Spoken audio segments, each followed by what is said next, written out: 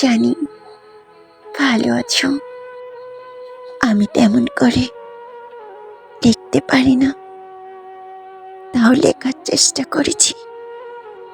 বরাবর তুমি ভালো লেখো, বেশ মাধুর্য সহকারে কবিতা পাঠ করো।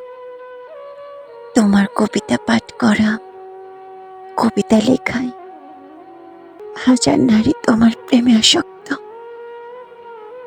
তোমার প্রথম ভালোবাসা সেই মেয়েটা অপরাজিতা, তারপর নীলাদ্রি, মেহেনিগার, পিপলিকা।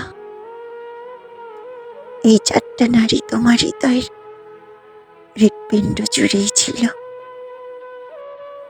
তোমার শেষ ভালোবাসা ছিল প্রজাপতি, তার কোকিল কণ্ঠী, হরিণী চোখ, মায়াবী হাসি।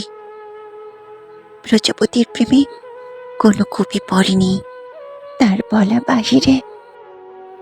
অপ্রিয়, মনে পড়ে তুমি প্রতিনিহত প্রজাপতির গল্প করতে।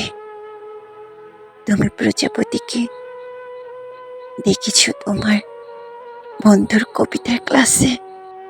তার কবিতা শুনে তুমি তার প্রেমে পড়ে যাও। হয়তো বলতে পারোনি তুমি প্রজাপতিকে নিয়ে কবিতা লিখেছ শাড়ি নিয়ে।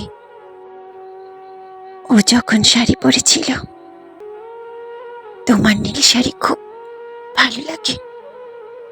তুমি প্রজাপতিকে নীল শাড়িতে আহ্বান করেছ। অপ্রিয়, তুমি কখনো প্রজাপতিকে বলতে পারোনি বা বলার সাহস হয়ে ওঠেনি তুমি তাকে ভালোবাসো।